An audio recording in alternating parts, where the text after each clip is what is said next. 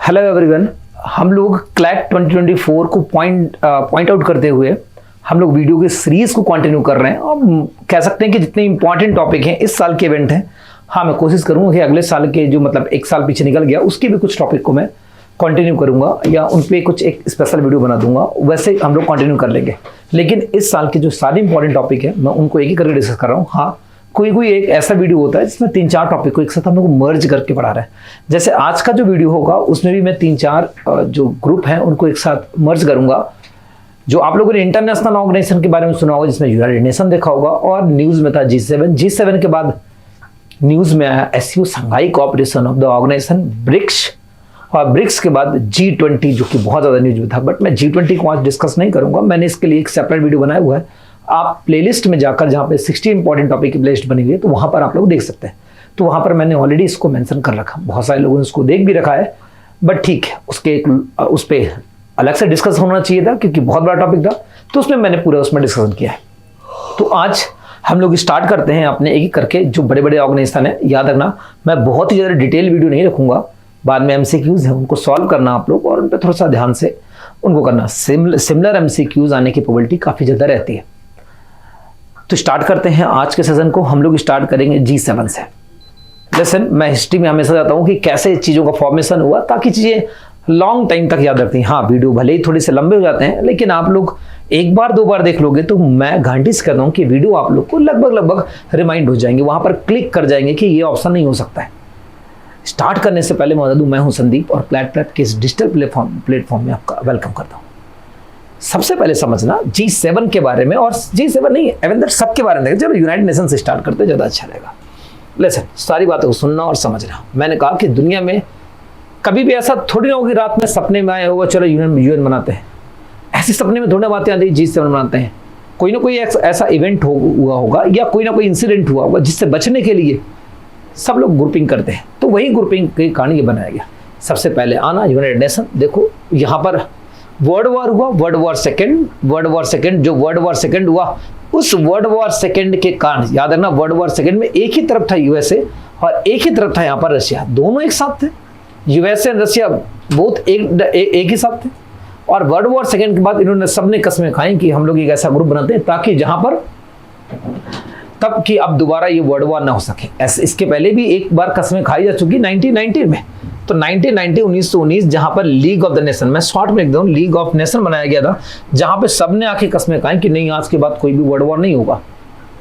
तो ये world war first के बाद की बात है। लेकिन आपको पता है कि world war first league of the nation एक ऐसा ग्रुप की जिसे स्टार्ट किया था तो USA ने, और बट USA इसका मेंबर नहीं बना था। वर्ल्ड वॉर ना होने के लिए लीग ऑफ नेशन बना, बट वर्ल्ड वॉर हो गया 1939 में। और 1939 में जो वर्ल्ड वॉर हुआ, एक तरफ USA रशिया, एक तरफ थे, अगेंस्ट में थे जर्मन और जापान। तो मैं ऐसा लिखता हूँ फ्रांस, जर्मन और जापान। हर बार मैं कहता हूँ तो भाई कौन सा, ब्रिटेन और फ्रांस तो एक तरफ रहेंगे हर बार, और इनका सौतेला भाई जर्मन दूसरी तरफ रहेगा। तो लीग ऑफ नेशन बना। बस जैसे वर्ल्ड वॉर हुआ तो लीग ऑफ नेशन जिस लिए बना था तो काम ही नहीं कर रहा था, वर्ल्ड वॉर को ना होने के लिए बनाया गया था, बट वर्ल्ड वॉर हो गया। जैसे वर्ल्ड वॉर हुआ तो यहीं से एक वर्ल्ड वॉर खत्म होने के बाद नया ग्रुप बना। नया ग्रुप 1945 में बना, 1945 में 24 ऑफ द अक्टूबर इस डेट को बनाया गया और ये बना यूनाइटेड नेशन बना। यूनाइटेड नेशन का नाम देने वाले फ्रैंकलिन डी रूजवेल्ट जो USA के उस समय प्रेसिडेंट थे, उनने इसको नाम दिया। नाउ समझना, जो यूनाइटेड नेशन बना और इस यूनाइटेड नेशन में एट दैट टाइम जिस समय ये बना, इसकी पहली मीटिंग तो लंदन में हुई थी। याद रखना, इसकी पहली मीटिंग लंदन में हुई थी। उसके बाद सारी मीटिंग जो हुई थी वो USA में हुई। तो यहाँ पर जब ये मीटिंग हुई तो इसमें टोटल नंबर ऑफ पर्सन जो अटेंड कर रहे थे 51 कर रहे थे, और इसमें से 50 + 1 लिखो तो ज़्यादा अच्छा रहेगा। जो 50 मेंबर थे टोटल मेंबर थे, तो मैं कह सकता हूँ कि टोटल सिग्नेटरी कितने थे जब ये इसका फॉर्मेशन हुआ तो 51 थे। प्रेजेंट उस समय कितने थे, तो प्रेजेंट मेंबर यहाँ पे 50 थे। और एक मेंबर कौन था यहाँ पर, एक पोलैंड। याद है ना, पोलैंड वहाँ पर प्रेजेंट तो नहीं था बट इसका सिग्नेटरी था। मैं कैसे कह सकता हूँ, देखो जैसे मैंने कहा क्लास है, उस क्लास में मैंने कहा कल टेस्ट है, तो उसमें से एक स्टूडेंट की तबीयत खराब हो गई तो उसने कहा कि मैं घर से टेस्ट लिख के भेज दूंगा, तो उसने घर से टेस्ट लिख के भेज दिया। बाकी 50 लोग ने क्लास में आके टेस्ट दिया।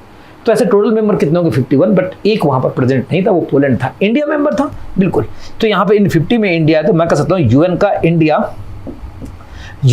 इंडिया क्या था यहाँ पर फाउंडिंग मेंबर में था। रामास्वामी जिन्होंने इसमें जाकर सिग्नेचर किया। तो ऐसे करके ये हमारा यूएन बना। अब यूएन जब बना, इस यूनाइटेड नेशन में टोटल 6 ऑर्गन्स निकल के आए, 6 ऑर्गन निकल के आए और 6 ऑर्गन में 6 ग्रुप में बटा। तो देखो जैसे 6 ऑर्गन में बटा, वो 6 ऑर्गन यहाँ पर लिखे हुए 6 ऑर्गन में देखना। सबसे पहले यूनाइटेड नेशन जनरल असेंबली, मैं इसकी बात करूंगा। यूनाइटेड नेशन जनरल असेंबली बहुत ठीक से समझना तो सारी बातें समझ में आएंगी। यूएनजीए में ही उस समय 51 मेंबर थे, लेकिन आज यूनाइटेड नेशन जनरल असेंबली में टोटल मेंबर बढ़ते बढ़ते 193 मेंबर हो चुके हैं। और याद रखना 193 मेंबर और 2 इसके ऑब्जर्विंग कंट्री हैं इंपॉर्टेंट। इसमें एक पैलेस्टाइन आता है और एक वेटिकन सिटी आता है। वेटिकन सिटी वर्ल्ड का सबसे छोटा शहर तो नहीं है, कंट्री है, दुनिया का सबसे छोटा कंट्री है। कहाँ पर लोकेटेड है? तो ये इटली कैपिटल रोम पे एक बड़ा सा घर बना हुआ, वहाँ पर लोकेटेड है। Area wise and population wise दोनों में लीस्ट है, सबसे छोटा है। तो नाउ इतने मेंबर हैं और इस general assembly, United nation general assembly में मीटिंग 1 साल में एक बार होती है। और इस बार जो हुई है, तो इस बार ये 78th मीटिंग, 78वीं मीटिंग थी। इंडिया से एस जयशंकर इसमें पार्टिसिपेट करने गए थे। आप इनमें जो इस समय जो इसके प्रेसिडेंट थे फ्रांसिस थे, है ना। तो इसमें इस बार फ्रांसिस इसके प्रेसिडेंट थे, उसको भी नाम याद कर लेना कि फ्रांसिस इस बार इनके क्या थे, प्रेसिडेंट बने हुए थे।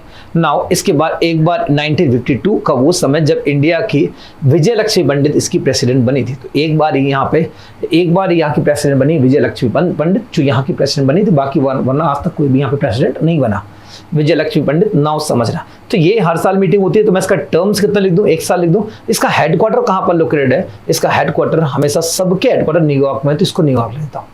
तो एक बड़ी सी ऑर्गेनाइजेशन बनी, हर साल इसकी मीटिंग होती है। नाउ सिक्योरिटी काउंसिल, देखो सबसे स्ट्रॉन्ग बॉडी कह सकता हूँ। इसी बॉडी में सबसे स्ट्रॉन्ग बॉडी मतलब कहता हूँ कि सबसे बड़ी जो डिसीजन मेकिंग बॉडी है वो यही है। तो सिक्योरिटी काउंसिल यूएनएससी जिसको बोलते हैं, यूनाइटेड नेशन सिक्योरिटी काउंसिल, इसमें टोटल 15 मेंबर है। 15 मेंबर में 5 + 10 मेंबर है, 5 और 10 मेंबर है। और जो 5 मेंबर है उन्हें हम लोग परमानेंट मेंबर बोलते हैं, जैसे P5 जिनके पास वीटो पावर है। देखो वर्ल्ड वॉर में जो एक तरफ थे उन सब ने वीटो पावर ले लिया, देख लेना। यहाँ पे एक तरफ कौन था? यहाँ पे यूएसए, रसिया, ब्रिटेन और फ्रांस। यूएसए, रसिया, ब्रिटेन। बाद में एक मेंबर को और मिल गया, चाइना। तो ऐसे करके यहाँ वर्ल्ड वॉर में नहीं था, लेकिन चाइना परमानेंट मेंबर बन गया, इनके पास वीटो पावर आ गई। समझना, हम इसके अपोज करते हैं कि भाई ऐसा नहीं होना चाहिए, हमें वीटो पावर चाहिए। क्यों चाहिए? कि भाई ऐसा थोड़ा ना कि 4 लोग मिलकर 5 लोग मिलकर इस वर्ल्ड को चलाएंगे। 10 नॉन परमानेंट मेंबर, पहले कम हुआ करते थे, बाद में इसको बढ़ा दिया गया। 10 नॉन परमानेंट मेंबर है। इसमें इंडिया बन चुका है। इंडिया की जो मेंबरशिप थी 1 साल पहले, मतलब इंडिया 1 जनवरी 2023 के बाद मेंबर ही नहीं, उसके पहले इंडिया 2022 दोनों में मेंबर था। एट प्रेजेंट बहुत सारे नए मेंबर जुड़ चुके हैं। आप लोग प्लीज इसके लिस्टिंग कर लेना कि कौन से इसके नए मेंबर बने हुए हैं। तो आप लोग लिस्ट बना लेना, मैं इसकी रिस्पॉन्सिबिलिटी आप पे देता हूँ, ठीक है ना। कि इस समय 5 नए मेंबर कौन आने वाले हैं और हटने कौन वाले हैं। ना समझना, ये 15 मेंबर हो गए, यहाँ पर ये परमानेंट मेंबर हो गए। याद रखना, इन 15 मेंबर जो होते हैं, ये जो 10 मेंबर होते हैं नॉन परमानेंट मेंबर होते हैं, इनका टर्म 2 साल का होता है। तो कहीं नोट कर लेना कि 2 साल के लिए होते हैं। तो जैसे ये पूरी जनरल असेंबली जिसका जो फ्रांसिस थे वो 1 साल के होते हैं, इसकी मेंबरशिप 2 साल के लिए होते हैं, यहाँ पर लिखे हैं, ठीक है ना। ये परमानेंट है। नाउ नेक्स्ट में आता हूँ मैं यहाँ पे आते हैं यहाँ पे इकोनॉमिकल एंड सोशल काउंसिल। तो इकोनॉमिकल एंड सोशल काउंसिल को देखना, इको शॉक बोलते हैं। तो इकोनॉमिकल एंड सोशल काउंसिल जिसमें टोटल 54 मेंबर होते हैं। और याद रखना इसका टर्म्स कितना होता है, 3 साल का होता है। 3 साल, देखो 1 year, 2 year and 3 year. Economic 3 साल का होता है। हेडक्वार्टर, अब प्लीज कंफ्यूज मत हो, न्यूयॉर्क में ही इसका हेडक्वार्टर लोकेटेड है। तो इसके 3 साल का होता है। 18 की पार्टनरशिप होती है, मतलब 18 मेंबर होते हैं। और एक की यहाँ पे हर साल में 18 मेंबर रिटायर होते हैं, 18 न्यू मेंबर इसमें ऐड ऑन होते हैं। तो ऐसे क्या बन गया है, 54 मेंबर में 18 + 18 + 18 का यहाँ पर एक ग्रुप बनकर तैयार होता है। क्या मेरी बात समझ में आ रही है आप लोग को? तो 54, नाउ लिसन, 54 मेंबर होते हैं। और इसका जो टर्म्स होता है 3 ईयर को, मैंने 3 साल। हेडक्वार्टर इसका भी न्यूयॉर्क में, जरा देखना, मैं इसको अंडरलाइन कर देता हूँ हेडक्वार्टर को। मैंने 1 का हेडक्वार्टर, 2 का हेडक्वार्टर, यहाँ पे 3 का हेडक्वार्टर पूरा न्यूयॉर्क लिखा है। जरा टर्म्स देखना, मैंने इसका 1 ईयर लिखा है, इसको मैंने यहाँ पे 2 ईयर लिखा है यहाँ पर, और इसका टर्म्स मैंने 3 ईयर लिखा। थोड़ी बहुत बातें आप लिंक करते हैं ना, याद होते जाएंगे आपको। नाउ आना, यहाँ पे लिखा है international court of justice ICJ, इसको थोड़ा ध्यान देना। इंटरनेशनल जो ICJ international court of justice, इसमें टोटल 15 मेंबर होते हैं, 15 मेंबर होते हैं और 15 मेंबर होता है। इनका टर्म्स 9 साल के लिए होता है। तो 9 ईयर्स के लिए इसका टर्म निकल के आता है। और ये वर्ल्ड के जस्टिस करने काम आता है, न्याय करने काम आता है। तो देखो इनका 9 ईयर होता है। एट प्रेजेंट इसमें इंडिया कोई मेंबर है, बिल्कुल दलवीर भंडारी बैठे हुए जज। दलवीर भंडारी, नाम याद रखना, दलवीर भंडारी, जो राजस्थान के जोधपुर से। दलवीर भंडारी यहाँ पर बैठे हुए हैं ICJ international court of justice में। तो इनका टर्म्स मैं अंडरलाइन कर दूँ, 9 ईयर का लिख दूँ। हाँ, एक बात मैं हाईलाइट करके लिखूंगा कि इसका जो हेडक्वार्टर है वो कहाँ पे, द हेग नीदरलैंड में। तो मैं द हेग नीदरलैंड लिख देता हूँ। तो नीदरलैंड प्लीज इसको मेंशन कर लेना, बस एक ही है, बाकी सबका न्यूयॉर्क। तो मैं यहाँ पर ये न्यूयॉर्क, ये न्यूयॉर्क, ये न्यूयॉर्क, न्यूयॉर्क, न्यूयॉर्क, न्यूयॉर्क, बस एक, बस 2 बॉडी है। सेक्रेटेरिएट का हेडक्वार्टर अभी कोई मेंबरशिप नहीं, इसका भी हेडक्वार्टर न्यूयॉर्क में है। और यहाँ पर आया ट्रस्टीशिप काउंसिल, इसका भी हेडक्वार्टर कहाँ पे, न्यूयॉर्क में। एक बात देखना, ट्रस्टीशिप काउंसिल वो काउंसिल होती है जो पूरे में कहीं पर कोई कंट्री का डिवीजन हो रहा होता है या कंट्री का सेपरेशन होता है, वो गवर्नमेंट इस्टेब्लिश करनी होती है, तब जाके ये बॉडी वहाँ पर काम आती है। तो ये 2013 जो सूडान अलग हुआ तब के बाद ये यूज में नहीं थी। तो हमारी बेसिक जो बॉडी याद करनी है आपको, एक ये वाला, दूसरा आपको ये international court of justice, general assembly, and last जो यहाँ पर इकोनॉमिकल एंड सोशल काउंसिल। इतनी में बॉडी को आप लोग याद रखना। तो ये बना हमारा यूनाइटेड नेशन। देखो मैं दो बातें सब इसके अपोज में कहूँगा। एक्चुअली इसका मेंबर इंडिया को भी होना चाहिए, क्योंकि इंडिया वर्ल्ड की इतनी बड़ी पॉपुलेशन 17% पॉपुलेशन को रिप्रेजेंट करता है, और ग्लोबली साउथ जितनी हेमिस्फीयर है उसमें एक भी कंट्री इसका परमानेंट मेंबर नहीं है। तो इंडिया इसका बहुत बड़ा दावेदार बनता है कि इसका मेंबर होना चाहिए। बट इसने ये बना था पीस मेंटेन करने के लिए। आप देख सकते हो कि वही रहा जिस समय 2023 जिसमें एट प्रेजेंट 3 वॉर कंटिन्यू है। तो मतलब मेरे समझ से तो फालतू एक ऐसी बॉडी बन गई जो किसी काम की बॉडी नहीं है, ठीक है ना। क्यों ऐसी बॉडी बन गई, रीजन क्या है कि आप देख सकते हो यहाँ पर कि बॉडी जो ये बॉडी है, ये बॉडी किसी काम की नहीं है, कि जो वॉर को रोकने के लिए हो रही है और फिर भी वॉर कंटिन्यू चल रहे हैं। तो मुझे नहीं लगता कि इसमें इस बॉडी का कोई भी अस्तित्व बनता है। नाउ मैं इसको हटाता हूँ, यूनाइटेड नेशन की इस बातों को आप लोग रीड कर लेना, और मैं इससे हटकर मैं आगे जाता हूँ, मूव करता हूँ नेक्स्ट पार्ट में। यूएन बना, नाउ समझना, यूएन के बाद, ठीक है, यूएन के बाद मैं कुछ स्ट्रक्चर्स में आ जाता हूँ, जितने स्ट्रक्चर बने। मैं एक ब्लैंक पेज लेता हूँ, ब्लैंक पेज में हम लोग स्ट्रक्चर की बात करते हैं। तो मैंने कहा कि जब वर्ल्ड वॉर हुआ उसका रिजल्ट यूएन आया, और उसी के बीच में 2 दुश्मन देश बने। एक दुश्मन देश बना यूएसए और दूसरा दुश्मन है यूएसएसआर। ये दुश्मन देश बन गए यूएसएसआर। अब एक बात समझना, दोनों दुश्मन देश ने क्या किया, यूएसएसआर यूएसए दुश्मन देश बन गए। अब सबसे पहले क्या हुआ कि यहाँ पर आपको पता है 6 डे वॉर हुआ। जैसे 6 डे वॉर हुआ, 6 डे वॉर हुआ 1967 में, 1970s अरब वॉर कह देता हूँ, 1970 अरब वॉर के बाद। और अरब वॉर के बाद 6 डे वॉर में हुआ क्या था, सब लोग देख सकते हैं कि यहाँ पर बीच में इजराइल था, इजराइल के ऊपर यहाँ पर एक कंट्री, कौन सा, लेबनान, यहाँ पर सीरिया, सीरिया के बगल में जॉर्डन, जॉर्डन के बगल इजिप्ट। और इस इजिप्ट में इस इजराइल पे अटैक कर दिया। जब अटैक किया तो अटैक में यूएसए साथ दे रहा था, तो इनको बर्बाद कर दिया कि ये सब देश बर्बाद हो गए। अब ये सब देश बर्बाद है तो अरब वाले जितने थे, अरब कंट्री वाले, ये सब एक साथ हो गए, और अरब वाले सारे साथ चले गए किसके, यूएसआर के पास। उसने कहा कि यूएसए बर्बाद करके रख रहा है क्योंकि वो इजराइल का साथ दे रहा है, अब हम करें तो करें क्या। जहाँ से ऐसी बात आई तो कह सकते हैं कि यूएसआर भी खुद भी अपने आप पे परेशान था, खुद भी कोल्ड वॉर में इन्वॉल्व था। Cold war and hot war आपसे बेटर कौन जानता है इसमें।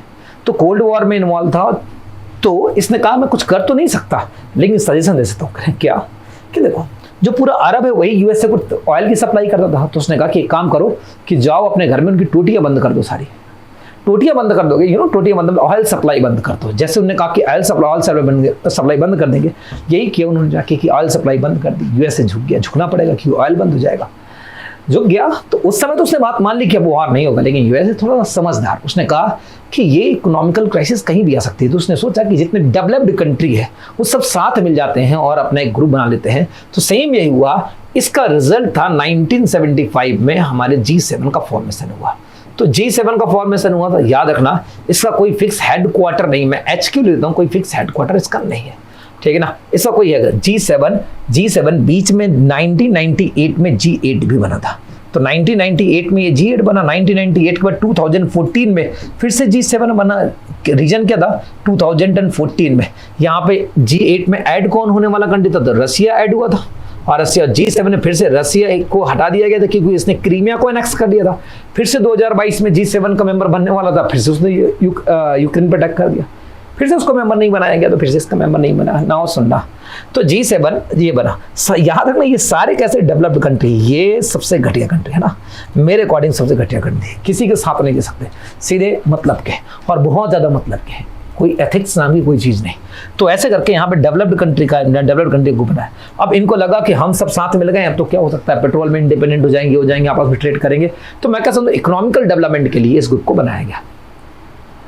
अब हुआ क्या कि एशिया, थोड़ी सा कॉन्सेप्ट समझना, डेवलप्ड कंट्री समझे ना, मैंने कहा कि डेवलप्ड कंट्री मतलब हर के पास शॉप, दुकान खुल गई, सारे डेवलप्ड है। जब सारे डेवलप्ड हो जाएंगे ना तो सब अपनी दुकान से सामान खरीदेंगे। जब अपनी दुकान सामान खरीदेंगे तो खुद का बनाना, खुद का खरीदना हो जाएगा, ट्रेड कहाँ से हो सकता है। तो इनको दुकान उस जगह खोलनी चाहिए जो डेवलपिंग हो, मतलब एक ऐसी बस्ती जहां पर शॉप खोले, तो शॉप खोलने के बाद उन सबके सामान को परचेज किया जाए। तो डेवलप्ड तब तक डेवलप्ड बने रह सकते हैं जब तक डेवलपिंग साथ दे रहे हैं। जिस दिन डेवलपिंग साथ देना बंद कर जाएंगे तो वो बंद हो जाएंगे। बस वही रीजन हुआ कि यहाँ पर एशिया में फाइनेंशियल क्राइसिस आ गई। अब एशिया फाइनेंशियल क्राइसिस आएगी तो देखो एशिया बर्बाद होगा। एशिया बर्बाद होगा तो एशिया में ट्रेड करना बंद हो जाएगा। एशिया में ट्रेड करना बंद हो जाएगा, एशिया में पैसा कमाना बंद हो जाए, एशिया से पैसा कमाना, तो वहां पे कितनी भी शॉप खोलो कोई सामान नहीं खरीदेगा, पैसा नहीं है। तो यहीं से आई 1990s में, 1990 लिखूं ज़्यादा अच्छा रहेगा, 1990 में, आज ये चैप्टर नहीं पढ़ाऊंगा। 1990s में एशिया फाइनेंशियल क्राइसिस आती है। एशिया में क्राइसिस आती है तो उस बीच में इनको ऐसा लगा कि केवल डेवलप्ड से काम नहीं चलता, डेवलपिंग को भी साथ देना पड़ेगा वरना बर्बाद हो जाएंगे। तो इन्होंने क्या किया, उस डेवलपिंग को बचाने के लिए 1999 इन्होंने G20 का फॉर्मेशन किया। G20 का मैंने सेपरेट लेक्चर डाला तो नहीं बताऊंगा, लेकिन मुझे लिंक कब आ रहा था, तो पहले सबसे पहले लिंक करना G7 को, फिर G7 के बाद उनको बचने के लिए G20 का फॉर्मेशन किया गया। तो ग्रुप 20 G20 का फॉर्मेशन, इसका कोई फिक्स हेडक्वार्टर नहीं है, ठीक है ना, G20 का कोई फिक्स हेडक्वार्टर नहीं है। और इसके रिसेंट मीटिंग कहाँ पर, इंडिया में होस्ट हुई है। आप ये भी देखना G7 की जो रिसेंट मीटिंग हुई है इसका फिक्स हेडक्वार्टर इसका भी नहीं है। और इसकी रिसेंट मीटिंग कहाँ पर हुई है, इसकी रिसेंट मीटिंग इस समय इसकी ये तो इंडिया में हुई है, और इसकी मीटिंग इस समय जापान में। जापान भी कलाकार अपनी इस मीटिंग को हिरोशिमा में रख दिया और यूएसए को दिखाया तुम्हारी करतूत है यहाँ पर, जहाँ पर तुम मीटिंग में बैठे हुए, ठीक है, ये सब कलाकारी करते हैं ना। तो ये इंडिया तो जापान ने इसको ज्वाइन किया, जापान ने इसको मीटिंग को होस्ट किया था। तो 1999 इंडिया और यहाँ पे इंडिया ने होस्ट किया। मैं इसके बारे में बिल्कुल नहीं जा रहा हूँ, लेकिन हाँ इससे लिंक करते हुए बात है वो पहुँचूंगा। तो मतलब एक G7 एक ऐसा ग्रुप जहाँ पे डेवलप्ड और डेवलपिंग, मैं ING लिख देता हूँ, डेवलप्ड और डेवलपिंग दोनों का ग्रुप यहाँ पर बना हुआ। अब प्रॉब्लम क्या है, डेवलप्ड और डेवलपिंग दोनों साथ मिलकर काम करने लगे। किस लिए बना, कि फाइनेंशियल क्राइसिस ना आ पाए, इसलिए बनाया गया। लेकिन फिर से इसमें क्या पंगे हो गए कि इसमें 2008 यूएसए बर्बाद हो गया फाइनेंशियल क्राइसिस में। तो यूएसए बर्बाद हो, पहले क्या होती थी, मीटिंग होती, फिर समिट होने लगी। मीटिंग का मतलब होता है कि केवल ऐसे ऑफिशियल अनऑफिशियली मीटिंग हो जाती थी सब लोग, फिर इसको ऑफिशियली बना गया 2008 के बाद। तो ऐसे करके G20 यहाँ पे होस्ट होंगे। नाउ आप कहेंगे सब नेक्स्ट ग्रुप को कैसे लिंक करेंगे, तो देखो ये बात समझ में आ गई यहाँ पर कि सबको डेवलपिंग कंट्री का साथ चाहिए। इंडिया भी डेवलपिंग कंट्री, सबको इंडिया को डेवलपिंग कंट्री के साथ चाहिए। बिना डेवलपिंग कंट्री के डेवलप्ड कंट्री जिंदा नहीं सकते। तो सोचा क्यों ना एक हम करेंगे, हम ही सब डेवलप्ड जो डेवलपिंग कंट्री है सारा ग्रुप बना ले, और ग्रुप बनाने के अपना ट्रेड करना शुरू कर देंगे तो बर्बाद हो जाएंगे। तो जब सब मिले ना, सबकी आंखें खुल गई। हर ये बात सही था कि चलो G20 बना तो कम से कम आंखें खुलने वाला ग्रुप बन गया। आंखें खोलने वाला कैसे, कि भाई ये तो अपने मतलब के लिए ग्रुप बना रहे हैं। तो इन्हें खुद क्या किया कि यहाँ पर 2006 आया, 2006 आया, 2006 में क्या बना लिया इन्होंने, ब्रिक बना लिया। और इसके पहले रिक बना था, 2003 में RIC रिक बना था, फिर ऐसे पीछे बना तो ब्रिक बना लिया। और इसमें ज्वाइन कर लिया साउथ अफ्रीका ने। तो 2009 में साउथ अफ्रीका ने अनाउंस किया कि मैं ज्वाइन कर रहा हूँ, तो यहाँ पे ब्रिक्स आ गया। और ऑफिशियली मीटिंग इसने कर ली 2010 में, तो 2010 में कंप्लीट हो गया, ब्रिक्स कंप्लीट हो गया। तो ये वहां ब्रिक्स बन गया। तो ब्रिक्स कैसा होगा, सारे डेवलपिंग कंट्री हो, तो ये पूरे डेवलपिंग का बन गया, डेवलपिंग ये डेवलपिंग बस डेवलप्ड का बन गया, और ये केवल डेवलप्ड कंट्री का ग्रुप बन के रह गया। तो ऐसे करके ये वाला बन गया, 1 2 3 4 ग्रुप, ये ग्रुप बन गए। एक बात और सुनना कि मैं यहाँ पे ब्रिक्स को पूरे ढंग से हम लोग पढ़ेंगे ना, सुनना। ब्रिक्स के बाद ये बात समझ में आ गई, ब्रिक्स का हेडक्वार्टर देखते हैं। इसका हेडक्वार्टर कहाँ पे, संघाई चाइना में। ब्रिक्स का हेडक्वार्टर संघाई चाइना में। और ब्रिक्स का मेंबर कितने यहाँ पर, 5। G20 मेंबर है। G20 अब नाउ बिकम G21। आपको पता है G21 मतलब इसको अफ्रीकन यूनियन ने इसको ज्वाइन कर लिया है। तो BRICS Shanghai cooperation of the organisation, BRICS F, इसमें कितने मेंबर, इसमें 5, और इसके नए मेंबर बने 6। ये बात देखना। एक बीच में ग्रुप और आएगा जो इस साल न्यूज में था, मैं इसको लिंक कर देता हूँ, SCO, Shanghai cooperation of the organisation, SCO। तो SCO मीटिंग को भी देख लो, Shanghai cooperation of the organisation. SCO जो मीटिंग है वो क्या है, देखो एससीओ में क्या था, चाइना चाहता था कि मैं अपने, चाइना की बहुत सारा बॉर्डर डिस्प्यूट है, दुनिया में सबसे ज्यादा कंट्री से बाउंड्री लगाने वाले से बॉर्डर डिस्प्यूट को सॉल्व करने के लिए ग्रुप बना। जब ये बॉर्डर डिस्प्यूट करने को सॉल्व करने के लिए ग्रुप बनाया गया और इसी को इंडिया ने भी ज्वाइन कर लिया और बन गया क्या यहाँ पर एससीओ। मैं इसकी कहानी थोड़ी देर में लिंक करूंगा। ये बना था 2001 में। 2001 में इसका हेडक्वार्टर कहाँ पर लोकेटेड है, इसका हेडक्वार्टर लोकेटेड है बीजिंग में, है ना। इसका इस बार की मीटिंग हुई है इंडिया में, इस बार इसकी मीटिंग हुई है इंडिया में, और ब्रिक्स की इस बार की मीटिंग हुई है साउथ अफ्रीका में। तो मैं एक जितनी बातें बताई मैं इसका एक छोटी सी टेबल बनाना चाहूँगा, टेबल में आप लोग देख लेना, सुनना। सबसे पहली बात देख रहा आप लोग, मैंने यहाँ पे G7 लिखा, तो G7 का कोई फिक्स G7 क्या इंडिया इसका मेंबर है क्या, तो बिल्कुल इंडिया इसका मेंबर नहीं है। इसका इंडिया क्या ऑब्जर्विंग मेंबर है क्या, ज्वाइन करता है, बिल्कुल as a guest member join करता है, एज ए गेस्ट मेंबर इसको ज्वाइन करता है। इंडिया के बाद क्या इसका कोई हेडक्वार्टर है, बिल्कुल हेडक्वार्टर नहीं है। टोटल मेंबर कितने हैं इसके, तो मेंबर टोटल कितने हैं, मेंबर कितने हैं इसके, इसने 7 मेंबर है, 7। क्या बीच में G8 बना था फिर से 7 हो गया, बिल्कुल मैंने बताया था 8 और 7 दोनों कॉन्सेप्ट बनाए थे। मेंबर इसकी मीटिंग कहाँ पर हुई, इसको 2023 की इसकी मीटिंग कहाँ पर हुई, तो ये मीटिंग होस्ट हुई है ये जापान में, और जापान मैंने कहा कलाकारी की इसने हिरोशिमा में करवा दी, कहा कि यूएसए आओ देखो तुम्हारी करतूतें यहाँ पर दिख रही हैं, आपको पता है बॉम्बिंग की गई थी हिरोशिमा में, उसी कारण से आ गया ना। सुनना G7 के बाद दूसरा मैंने इसी से लिंक करता हुआ ग्रुप बना, कौन सा, G20 नाउ बिकम G21, तो मैं G21 भी लिख देता हूँ। अब क्या इसमें इंडिया मेंबर है, बिल्कुल इसका इंडिया में हेडक्वार्टर कोई है, इसका फिक्स हेडक्वार्टर नहीं। टोटल मेंबर कितने हो गए, 21 हो गए। ऐसे लिखे तो ज़्यादा अच्छा होगा, 19 + 1 क्या हो जाएगा, यूरोपियन यूनियन एक ग्रुप हो जाएगा। इसको हाईलाइट कर लेना, स्टार बनाना, एक और ग्रुप का ओपन कर दिया हमने, इसको भी पढ़ लेना चाहिए हमें। नाउ इसके बाद कौन आ जाएगा, ये अफ्रीकन यूनियन, ये एक और ग्रुप हाईलाइट कर लेना चाहिए हमें, इसके बारे में पढ़ लेना चाहिए क्योंकि अफ्रीकन यूनियन इसका मेंबर बना है। नाउ सर इसके बाद 2023 में इसकी मीटिंग कहाँ पर होस्ट की हुई G20 की, तो इंडिया, अपने इंडिया ने इसको होस्ट किया। तो ये वाली बात कंप्लीट हो गई। जरा देखो इससे आप देखो डेवलपिंग कंट्री और ओनली डेवलपिंग कंट्री, तो क्या बन जाएगा यहाँ पर, ब्रिक्स बन जाएगा। और जो ब्रिक्स बन जाएगा, क्या इसका इंडिया मेंबर है, बिल्कुल इसका मेंबर है। एक सबसे बड़ा अल्टरनेटिव जो चैलेंज कर रहा है यूएन को, तो चैलेंज कर सकता है, इतना अच्छा ग्रुप है। हेडक्वार्टर कोई फिक्स होगा, बिल्कुल संघाई चाइना में इसका हेडक्वार्टर है। मेंबर कितने हैं यहाँ पर, तो देखो 5 मेंबर है, न्यू 6 मेंबर बनेंगे, तो मैं इसको 6 को स्टार बनाता हूँ। 5 नई सब बने गए हैं, अनाउंसमेंट हो चुका है। तो जे और यहाँ पर 2023 में इसकी मीटिंग कहाँ पर हुई, ब्रिक्स की, रशिया नहीं, साउथ अफ्रीका गए थे मोदी जी, इसमें आप देखा होगा, साउथ अफ्रीका। तो ये ग्रुप बन गया। नाउ देखो ये 3 ग्रुप, चौथा अभी जस्ट बताया मैंने, SCO Shanghai cooperation of the organisation, SCO इधर नहीं, इधर है ना, Shanghai cooperation of the organisation. SCO किसको, बॉर्डर डिस्प्यूट सॉल्व करने, ये सब इकोनॉमिक ग्रोथ के लिए बने हुए ग्रुप है। ये बॉर्डर डिस्प्यूट को सॉल्व करने के लिए इंडिया मेंबर है, बिल्कुल मेंबर है, इंडिया मेंबर है, इसको बिल्कुल मेंबर है। मैं इस लाइन को हटा देता हूँ। हेडक्वार्टर इसका हाँ संघाई चाइना, तो इसका बीजिंग में हो जाएगा, बीजिंग में इसका हेडक्वार्टर बन जाएगा। ना सुनना मेंबर कितने इसके, तो इस समय 7 मेंबर थे, अब 8 मेंबर थे, एक और नया मेंबर जुड़ गया तो अब 9 मेंबर हो गए। एक मेंबर कौन जना, इस बार ईरान ने इसको ज्वाइन किया, तो वेरी इंपॉर्टेंट, ईरान ने ज्वाइन किया। नाउ 2023 की इसकी मीटिंग कहाँ पर हुई, तो इसकी 2023 की मीटिंग संघाई कोऑपरेशन इंडिया में हुई है, वर्चुअली हुई है, पता है ना, इंडिया में इसकी मीटिंग हुई है। तो ये बन गए। इसका फॉर्मेशन का ईयर भी एक नोट कर लो तो पूरी टेबल ही कंप्लीट हो जाएगी। ये 1975, 1999 बचा क्या यहाँ पे, ब्रिक्स का फॉर्मेशन कब, 2010 लिख देता हूँ पूरा। एससीओ 2001, इंडिया ने कब ज्वाइन किया था, तो मेंबर में देख लो, इंडिया ने इसको 2017 में, इंडिया और पाकिस्तान I और +P दोनों ने इसको ज्वाइन किया था। तो ये बन गया पूरा, यहाँ पर ग्रुप बन गया, ठीक है ना। तो ये यहाँ पे 4 ग्रुप बन गए। बीच में कहा कि एक ग्रुप को और हमें यूएसआर का लगा, यूएसआर का हो गया डिसइंटीग्रेशन 1989 से माना जाता है, देखिए 1991 में कंप्लीटली डिजॉल्व हो गया। जब यूएसआर डिजॉल्व हुआ तो उससे कुछ लोग निकल कर एक दूसरा ग्रुप बना लिया, उसे क्या बोला गया, यूरोपियन यूनियन बोला गया।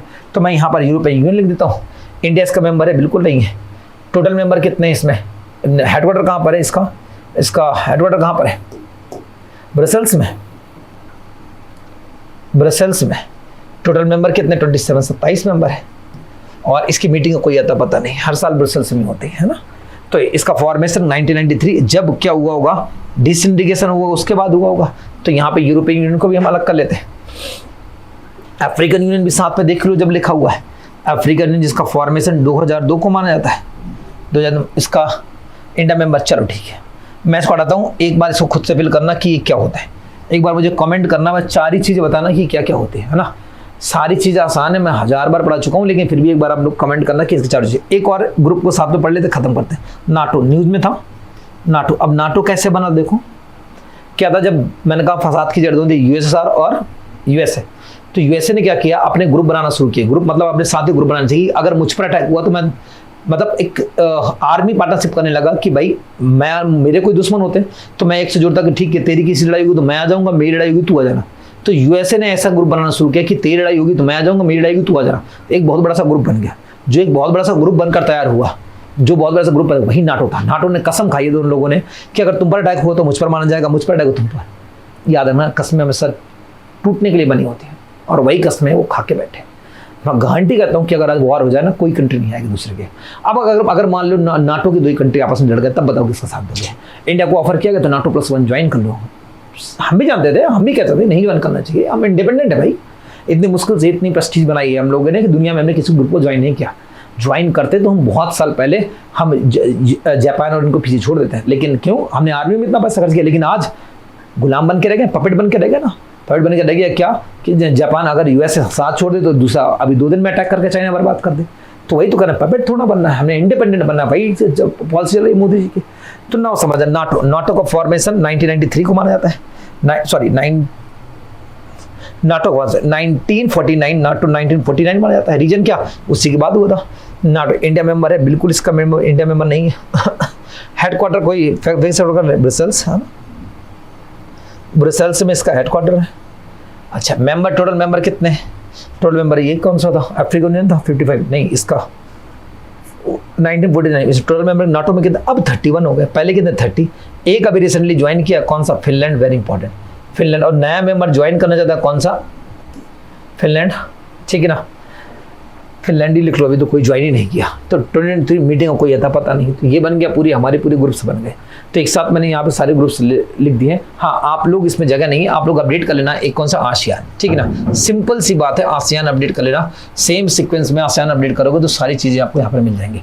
सेम आप और अच्छा करोगे तो बीम स्टैक कर लेना, है ना, बीम स्टैक कर लेना। बीम स्टैक में भी कितने फॉर्मेशन का, या 1993, यस ना, सॉरी 1997 फॉर्मेशन का ईयर, इंडिया मेंबर है, इसका हेडक्वार्टर ढाका में है। Total number of the member, total member 7 है, और इसकी इस वाली मीटिंग का कोई अता पता नहीं। जब ये करो तो सार्क भी कर लेना, SAARC की, आपकी पूरी ये टेबल कंप्लीट हो जाएगी। जितने मेंबर्स हैं जो एट प्रेजेंट न्यूज में थे वो सारे मेंबर बन जाएंगे। ऐसे बहुत सारे समिट हैं, बट लेकिन हमें उनसे मतलब है जो हमारे न्यूज़ में है। हाँ, एक और रह गया हमें, organisation of the Islamic state, उसको भी कर दो, OIC कर लो तो भी अच्छा है, OIC कर लो तो भी अच्छा है, ऑर्गेनाइजेशन ऑफ इस्लामिक कॉर्पोरेशन, ठीक है ना, OIC कर लो। ये सारे हो जाएंगे, इनको नीचे अपडेट कर लोगे सारा, बस मेंबर और ये सारी बातें यहाँ पे निकल के आ जाएंगी। और बस इतनी बातें हम लोग पढ़ना है। आप चाहे तो इसको स्क्रीनशॉट लेना ताकि ये चीज़ें आपको याद है, नोट डाउन भी कर लेना तो अच्छा रहेगा। मैं एक शॉर्ट डिटेल जितनी मैंने पढ़ाई बताई उनकी मैं एक छोटी सी PPT है, तो उसको भी देख लेना। ब्रिक्स के बारे में मैंने सारी बातें बताई। हाँ, एक बात जो नहीं बताई वो यहाँ पर देख लेना।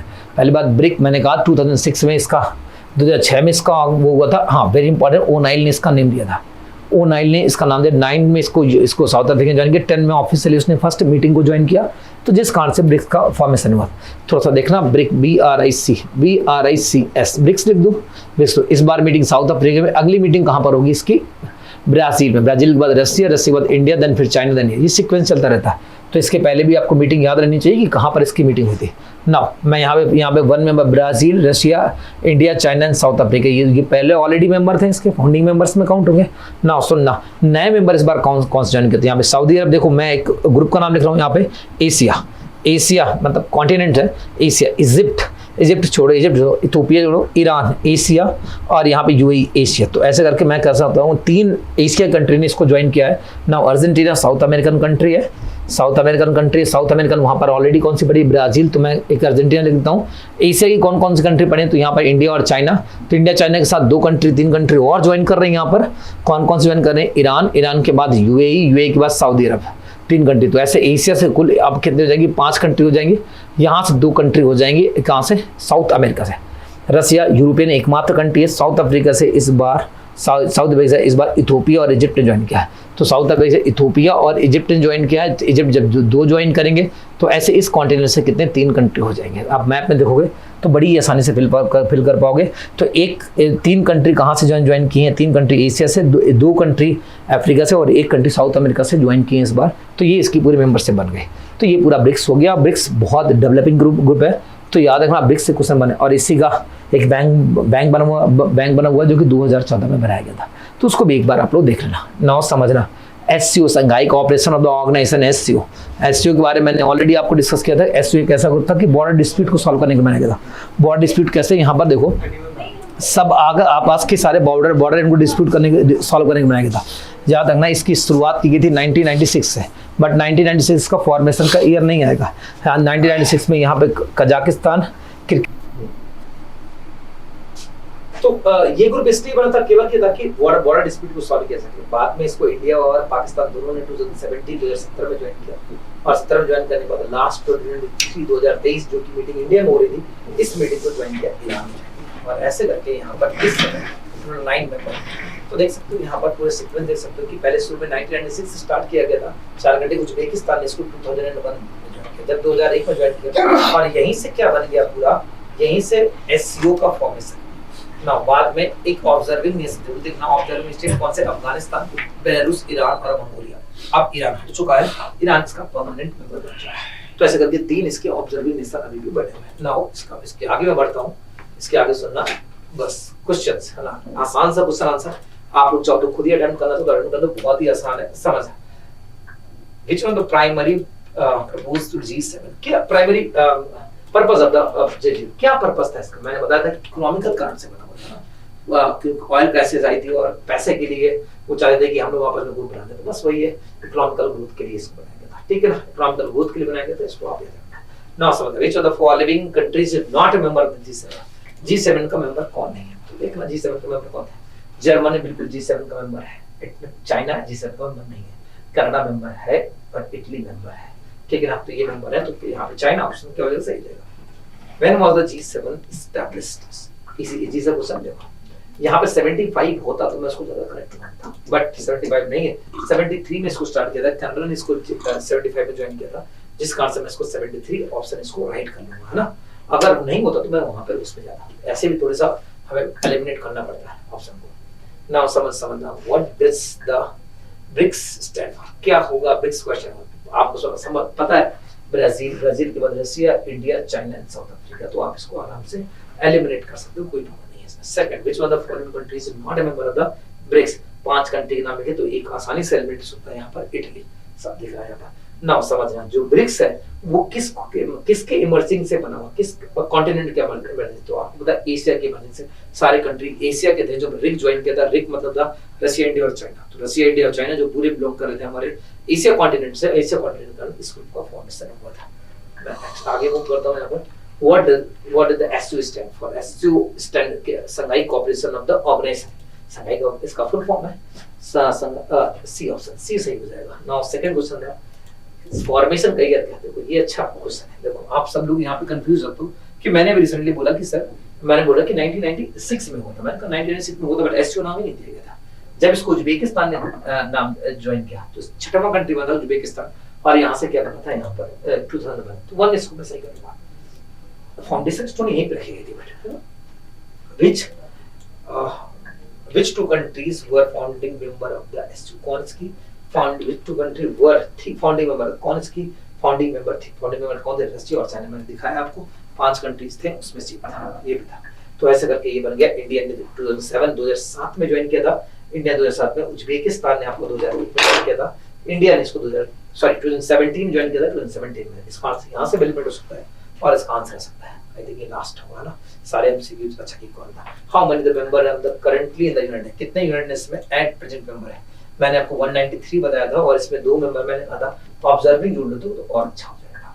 तो ऐसे ये पूरा बन जाएगा। अब यहाँ पे लास्ट मेंबर कौन सा बना था, आप सबको पता है कि यहाँ पर साउथ सुडान का लास्ट मेंबर मैंने बताया था कि जो हमारी एक ट्रस्टीशिप काउंसिल थी उसका काम ही यही था साउथ सुडान, इसके बाद साउथ सुडान के बाद खत्म हो गया। Which organs of the United Nations primarily responsible for the maintaining the international peace? कौन सा प्राइमरी फोकस करता है इंटरनेशनल पीस में? थोड़ा सा मजाक वाली बात है लेकिन फिर भी हमें आंसर करना पड़ेगा। यूनाइटेड नेशन सिक्योरिटी काउंसिल जो कि पीस मेंटेन कितना अच्छा कर रहा है वो सब आप लोग जानते हो। आई थिंक मेरी समझ से इसमें सारे जितने क्वेश्चन थे वो मैंने सॉल्व करे ना। ये लास्ट था हमारा और सारे क्वेश्चन तो ऐसे करके हम लोग के सारे क्वेश्चन भी हुए और सारी मैंने ऑर्गेनाइजेशन जो बड़े ऑर्गेनाइजेशन है सारे ऑर्गेनाइजेशन तो नहीं कह सकते हैं टाइम पे, हाँ लेकिन हमें नीड है कि सारे ऑर्गेनाइजेशन ऑर्डर करने चाहिए, ठीक है ना। तो हो सकेगा तो हम लोग और वीडियो में सारे ऑर्गेनाइजेशन कर लेंगे। ऐसे ही वीडियो हमारी कंटिन्यू सीरीज चलती रहेगी, हम लोग मिलते रहेंगे। Thank you so much.